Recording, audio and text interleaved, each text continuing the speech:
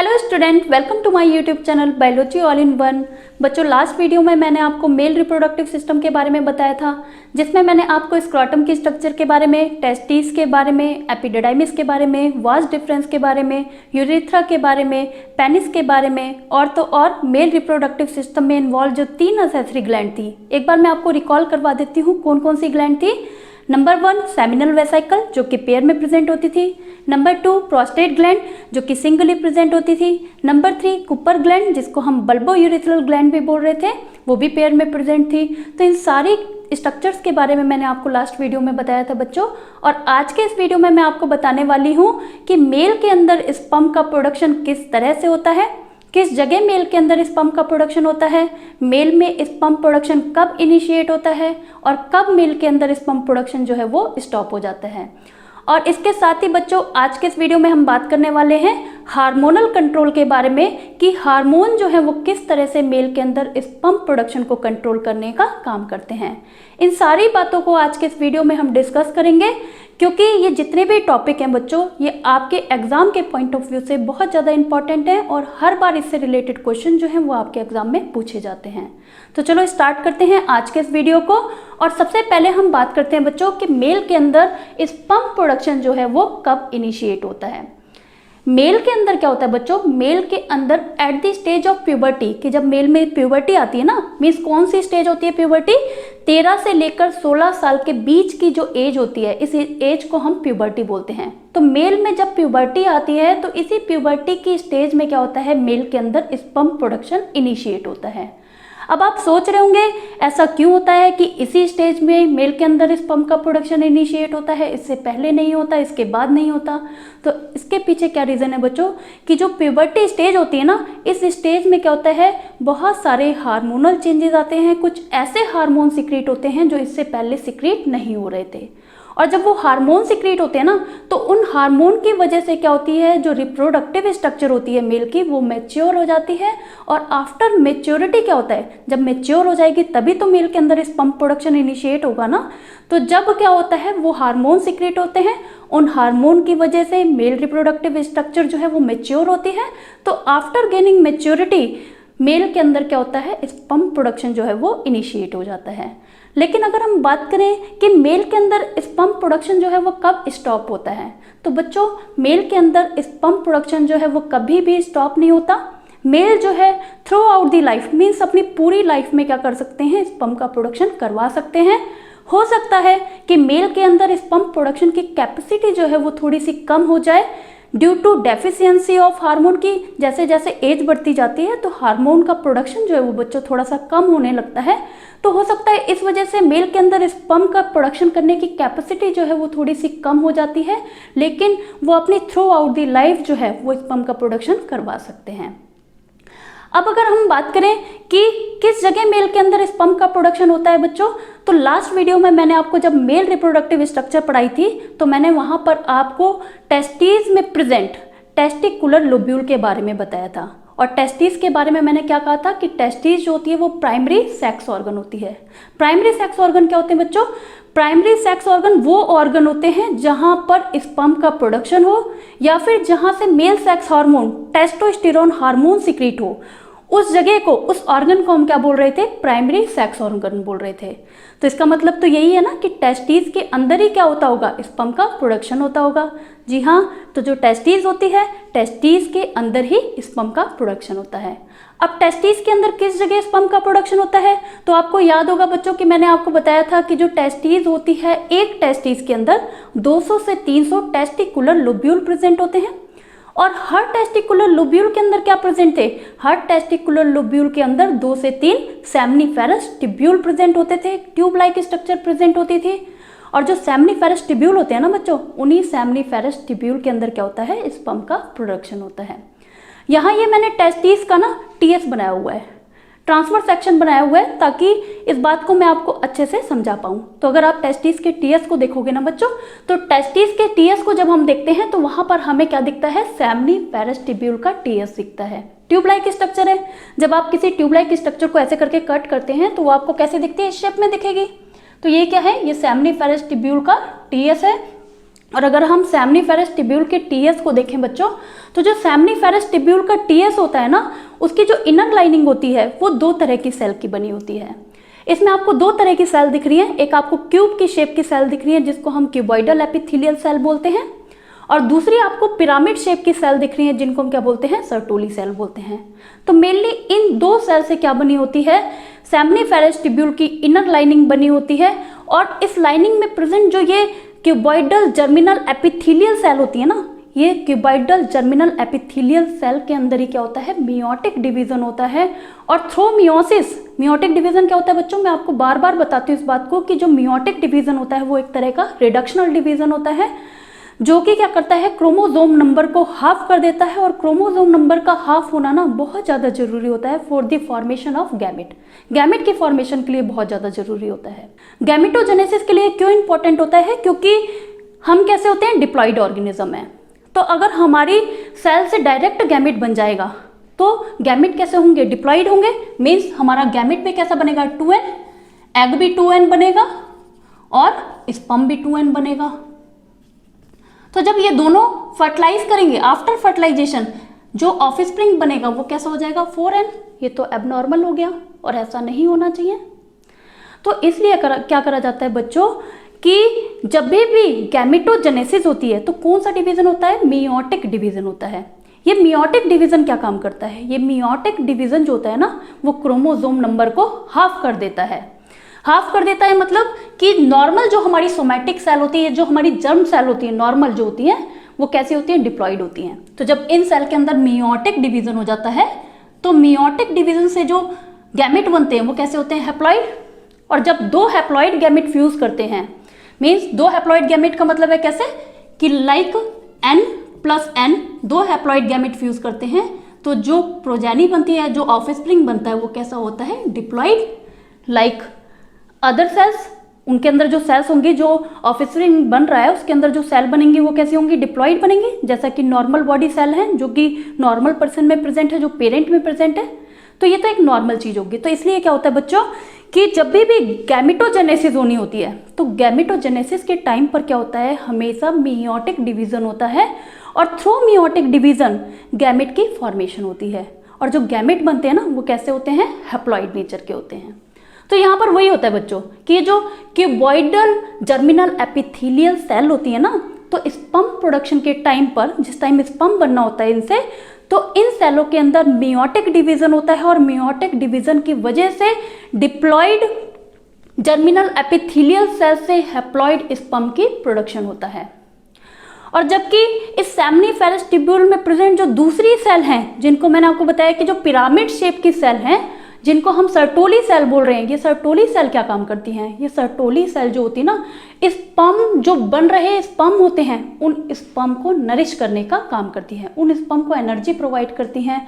तो उन स्पर्म का बनने वाले जो स्पर्म्स होते हैं उनको नरिश करने का जो काम करती हैं सेल, उन सेल को हम सर्टोली सेल बोलते हैं।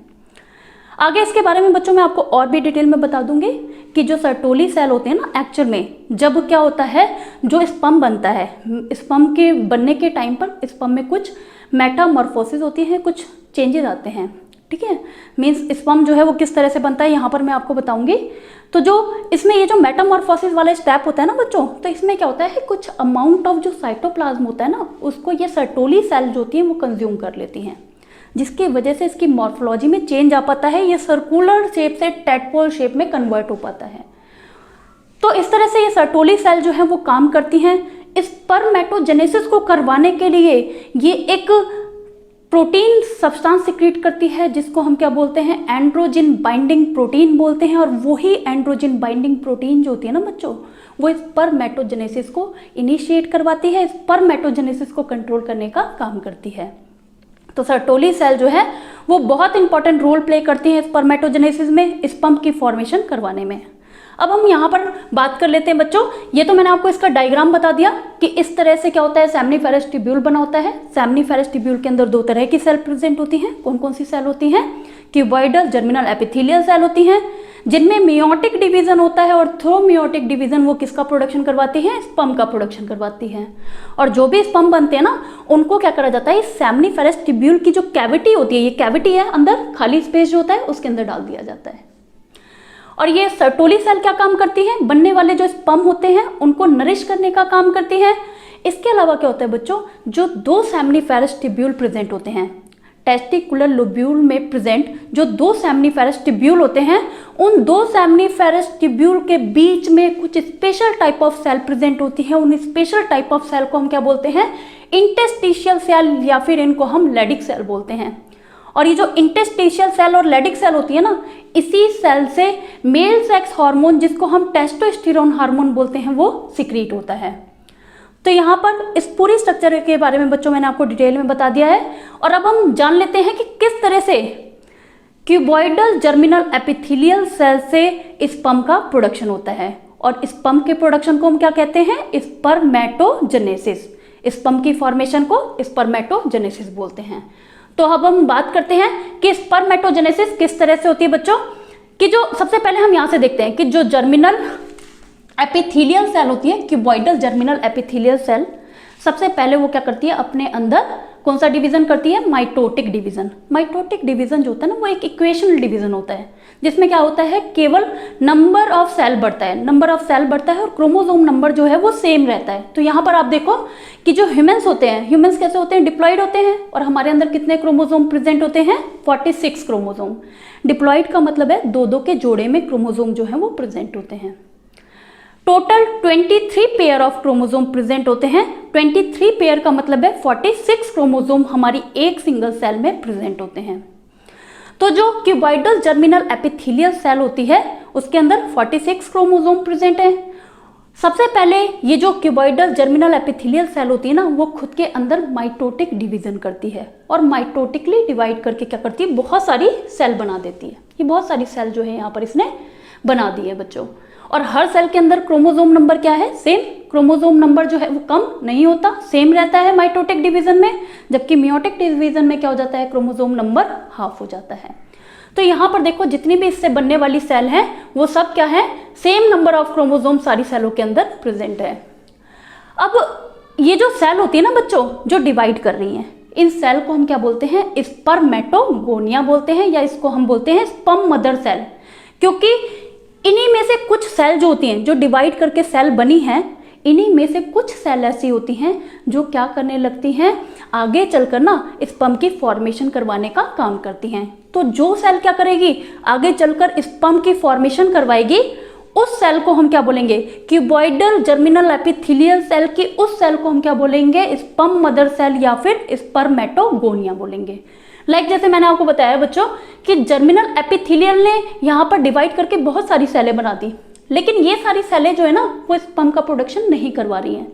कौन सी सेल स्पर्म का प्रोडक्शन करवा रही है, ये वाली सेल। तो इस सेल को हम क्या बोलेंगे, स्पर्मेटोगोनिया या फिर स्पर्म मदर सेल बोलेंगे। और बाकी सेलों को हम क्या कहेंगे, वही नॉर्मल जर्मिनल एपिथेलियल सेल ही बोलेंगे उसे। तो जब ये स्पर्म मदर सेल की फॉर्मेशन हो जाती है, तो सबसे पहले ये स्पर्म मदर सेल जो होती है वो साइज में एनलार्ज करती है। साइज में एनलार्ज कैसे करेगी, ये अपने अंदर प्रेजेंट जो क्रोमोसोम होते हैं ना, जेनेटिक मटेरियल जो होता है, उसको डबल कर लेती है। साइटोप्लाज्म एक्युमुलेट करती है, साइटोप्लाज्म इकट्ठा करती है, और इस तरह से इसका साइज जो है, जिसको फ्यूचर में क्या बनना है, स्पर्म बनना है, तो ये सेल जो है साइज को बड़ा कर लेती है, क्रोमोसोम को डबल करती है, साइटोप्लाज्म को एक्युमुलेट करती है। इस तरह से इसका साइज जब बड़ा हो जाता है, तो इसी सेल को हम क्या कहने लगते हैं, प्राइमरी स्पर्मेटोसाइट। Primary spermatocyte. और फिर उसके बाद क्या होता है बच्चों, ये जो प्राइमरी स्पर्मेटोसाइट बनती है, इस प्राइमरी स्पर्मेटोसाइट के अंदर फर्स्ट मियोटिक डिवीजन होता है। मैं मियोटिक डिवीजन की बात कर रही हूँ। मियोटिक डिवीजन का मतलब है कि जिसमें क्या हो जाए, क्रोमोसोम नंबर हाफ हो जाएं। तो यहाँ पर क्या होता है, जब इस प्राइमरी स्पर्मेटोसाइट के अंदर फर्स्ट मियोटिक डिवीजन होता है, तो क्रोमोसोम नंबर जो है, इससे बनने वाली जो 2 सेल होती हैं, उनके अंदर क्रोमोसोम नंबर क्या हो जाते हैं, हाफ हो जाते हैं। तो यहाँ देखो 46 नंबर ऑफ क्रोमोसोम प्रेजेंट थे किसमें, प्राइमरी स्पर्मेटोसाइट में। और जब इसमें फर्स्ट मियोटिक डिवीजन हुआ तो क्रोमोसोम नंबर क्या हो गए, हाफ। तो जो बनने वाली हैप्लॉइड जो सेल होती हैं जो प्राइमरी स्पर्मेटोसाइट से बनी, उनको हम क्या बोलते हैं? सेकेंडरी स्पर्मेटोसाइट बोलते हैं। और फिर उसके बाद क्या होता है बच्चों, ये जो सेकेंडरी स्पर्मेटोसाइट होती है ना, इस सेकेंडरी स्पर्मेटोसाइट के अंदर मियोसिस सेकंड होती है, सेकंड मियोटिक डिवीजन होता है।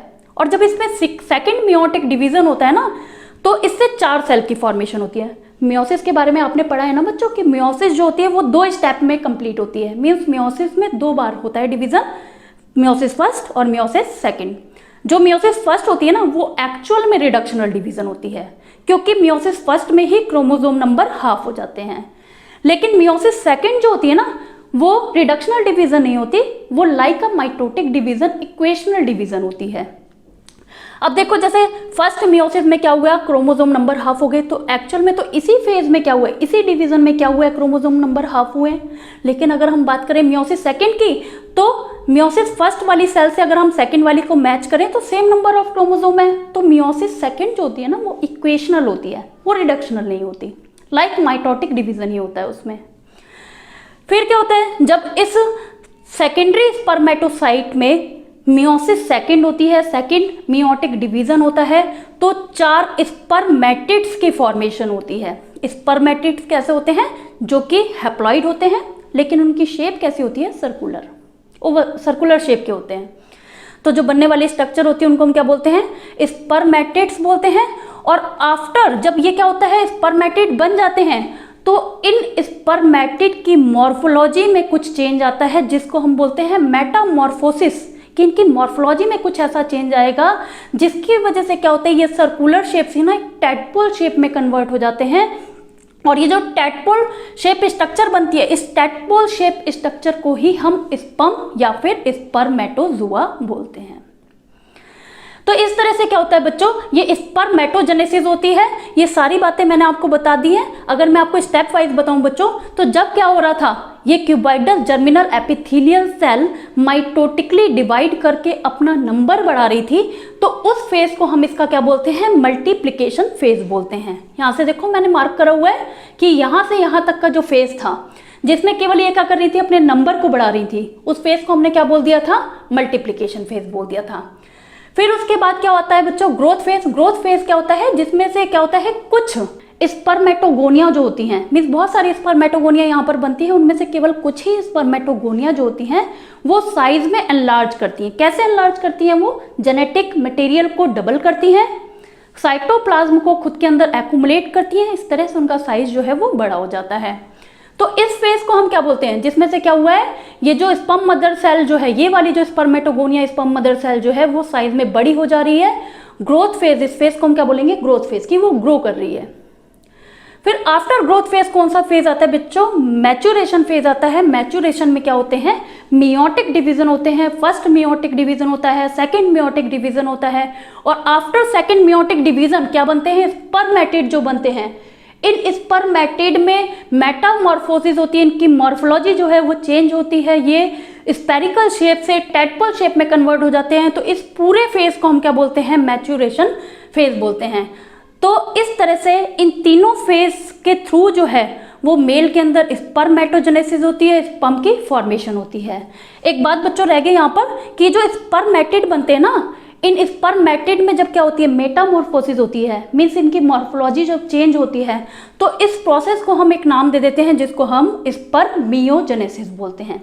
तो स्पर्मेटिड से स्पर्मेटोजोआ या फिर स्पर्म का बनना क्या कहलाता है, स्पर्मियोजेनेसिस कहलाता है। तो ये सारे फेज जो है वो क्या काम करते हैं, स्पर्मेटोजेनेसिस करवाने का काम करते हैं। अब हम बात करेंगे बच्चों हार्मोनल कंट्रोल के बारे में, कि हार्मोन जो है वो किस तरह से इस सारे प्रोसेस को, स्पर्मेटोजेनेसिस को कंट्रोल करने का काम करते हैं। तो पहले आप इस डायग्राम को, इन सारी बातों को नोट कर लें ताकि आगे का वीडियो जो है वो आपको अच्छे से समझ आ सके। अब हम बात करेंगे हार्मोनल कंट्रोल की, कि किस तरह से मेल के अंदर हार्मोन जो है वो स्पर्मेटोजेनेसिस को कंट्रोल करने का काम करते हैं, स्पर्म के प्रोडक्शन को कंट्रोल करते हैं। जैसा कि बच्चों अभी हमने बात करी थी कि मेल के अंदर स्पर्म प्रोडक्शन कब इनिशिएट होता है, जब मेल जो है वो प्यूबर्टी के एज में होता है, मीन्स 13 से 16 साल की एज के बीच में होता है। तो उस समय क्या होता है, मेल के अंदर कुछ ऐसे हार्मोन सिक्रीट होते हैं, मेल के ब्रेन द्वारा कुछ ऐसे हार्मोन सिक्रीट करे जाते हैं जो कि मेल में प्रेजेंट मेल रिप्रोडक्टिव स्ट्रक्चर को मैच्योर करवा देते हैं, जिसकी वजह से मेल के अंदर स्पर्म का प्रोडक्शन जो है वो इनिशिएट हो जाता है। इन सारी बातों को अभी हम यहाँ पर फ्लो चार्ट की हेल्प से, इस डायग्राम की हेल्प से जानेंगे बच्चों कि किस तरह से ये सारी चीज़ें होती हैं। सबसे पहले मैं आपको बताती हूँ बच्चों कि जब मेल जो है वो किस में एंटर करता है, प्यूबर्टी में एंटर करता है, मीन्स 13 से 16 साल की एज के बीच में होता है। तो मेल के ब्रेन द्वारा, ब्रेन के बारे में आपको पता है कि ब्रेन जो है, ब्रेन के 3 पार्ट होते हैं, 3 रीजन होते हैं, फोर ब्रेन, मिड ब्रेन और हाइंड ब्रेन। और फोर ब्रेन के फर्दर 3 रीजन होते हैं। पहले को हम ऑल्फैक्टरी लोब, सेरिब्रल हेमिस्फीयर और तीसरा जो इसका रीजन होता है उसको हम डाइनसेफ्लॉन बोलते हैं। तो बच्चों जो डाइनसेफ्लॉन होता है ना, डाइनसेफ्लॉन का एक पार्ट होता है हाइपोथैलेमस, जो कि एक्ट करता है as a endocrine gland. Endocrine gland कौन सी ग्लैंड होती हैं, जिनको हम डक्टलेस ग्लैंड बोलते हैं, जो अपने सिक्रीशन को डायरेक्ट ब्लड में पोर करती हैं। तो ये जो हाइपोथैलेमस होता है ब्रेन का वो पार्ट, डाइनसेफ्लॉन का वो पार्ट जो एंडोक्राइन ग्लैंड की तरह एक्ट करता है, जिसको हम हाइपोथैलेमस बोल रहे हैं। तो ये जो हाइपोथैलेमस होता है ना, at the time of puberty, जब मेल प्यूबर्टी में एंटर कर जाता है तो इस हाइपोथैलेमस से एक हार्मोन रिलीज होता है, जिसको हम गोनेडोट्रोपिन रिलीजिंग हार्मोन बोलते हैं, GnRH बोलते हैं। और ये जो GnRH होता है ये एक ट्रॉपिक हार्मोन होता है। और ट्रॉपिक हार्मोन कौन से हार्मोन होते हैं बच्चों, ऐसे हार्मोन जो एक एंडोक्राइन ग्लैंड से सीक्रेट होते हैं और दूसरी एंडोक्राइन ग्लैंड को टारगेट करते हैं, उन हार्मोन को हम ट्रॉपिक हार्मोन बोलते हैं। ये जो GnRH निकलता है, ये GnRH क्या काम करता है, जाकर एंटीरियर पिट्यूटरी को टारगेट करता है। ये जो पिट्यूटरी ग्लैंड होती है जो कि हाइपोथैलेमस से अटैच रहती है, इस पिट्यूटरी ग्लैंड के 2 रीजन होते हैं, एक इसका एंटीरियर रीजन होता है, इसका एक पोस्टीरियर रीजन होता है। तो ये जो GnRH इस हाइपोथैलेमस से सीक्रेट होता है वो इस पिट्यूटरी ग्लैंड के एंटीरियर पोर्शन को जाकर टारगेट करता है। और जब ये एंटीरियर पिट्यूटरी को टारगेट करता है तो इस एंटीरियर पिट्यूटरी से 2 हार्मोन रिलीज होते हैं, एक को हम FSH फॉलिकल स्टिमुलेटिंग हार्मोन बोलते हैं और दूसरे को हम ICSH interstitial cell stimulating hormone बोलते हैं। ये जो पिट्यूटरी ग्लैंड होती है ना बच्चों, ये भी एक तरह की एंडोक्राइन ग्लैंड होती है। एंडोक्राइन ग्लैंड का मतलब बता दिया मैंने आपको, ऐसी ग्लैंड जो डक्टलेस हो और डायरेक्ट अपने सिक्रीशन को ब्लड में पोर करे।